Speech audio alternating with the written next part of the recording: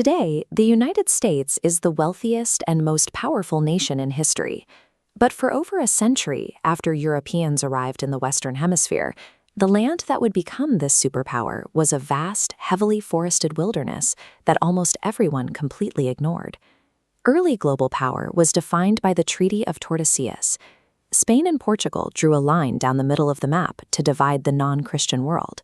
The Portuguese sailed east toward Asia, while the Spanish focused on Central and South America, where they found immediate riches in silver, gold, and established populations. Spanish expeditions occasionally poked into North America, but they found no mountains of precious metals and quickly abandoned the search. When the English eventually arrived on the coast decades later, they were claiming land that the Spanish had already scouted and deemed a useless waste of resources. The United States grew from the leftovers of the New World, territory the dominant empires of the 16th century simply didn't want.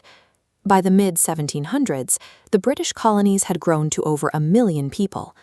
During the French and Indian War, these colonists fought alongside the British military to drive the French out of the middle of the continent. Defending the colonies left the British government with a massive debt.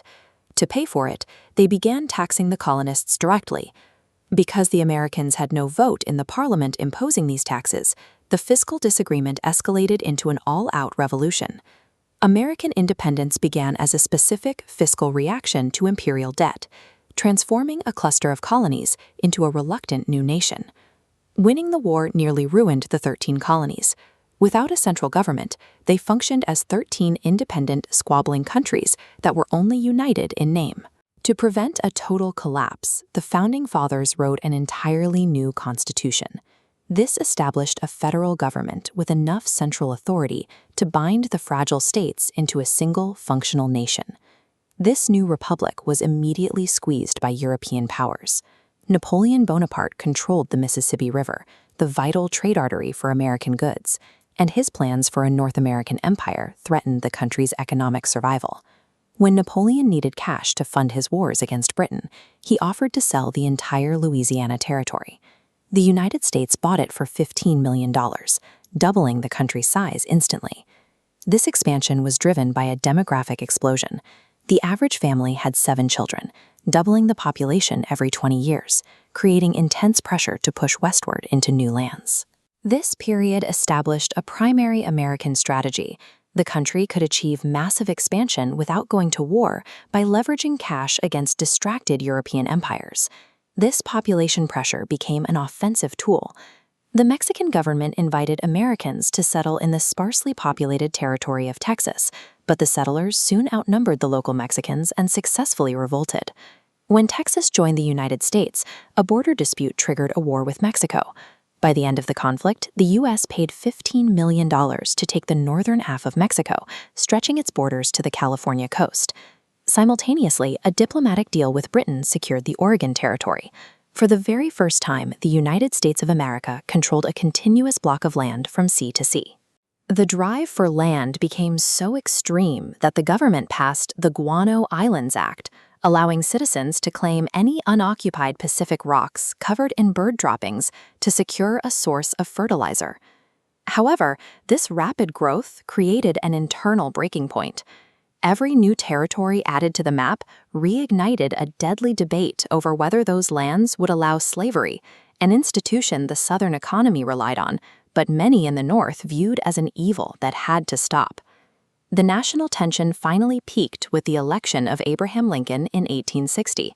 Fearing the abolition of slavery, the Southern states seceded, leading to a civil war that nearly shattered the continent. After the North won and slavery was abolished, the nation resumed its expansion. In 1867, they bought Alaska from the Russian Tsar for $7.2 million, turning the battle-tested republic into a massive, consolidated continental fortress. By the late 1800s, the continent was settled. The U.S. faced a choice: maintain its tradition of isolation or expand into the oceans to protect its growing economic interests. Strategic planners feared that if the U.S. didn't claim naval outposts in the Pacific, rival powers like Japan or Germany would use them as bases to attack the American mainland in a future war.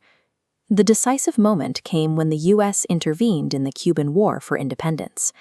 After a mysterious explosion sank an American warship, the U.S. declared war on Spain and rapidly dismantled what remained of the Spanish Empire. By the time the war ended, the nation had annexed the Philippines, Puerto Rico, and Hawaii.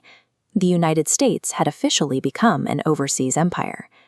President Theodore Roosevelt built a massive modern navy to project this new power.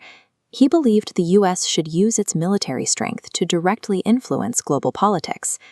When Colombia refused to allow a canal across its territory, Roosevelt backed a rebellion in Panama. The new Panamanian government granted the U.S. the rights to physically cut through the earth, a massive industrial feat that linked the two oceans. Completed in 1914, the Panama Canal allowed the U.S. Navy to move quickly between the Atlantic and Pacific. Geography was no longer a barrier to American naval reach.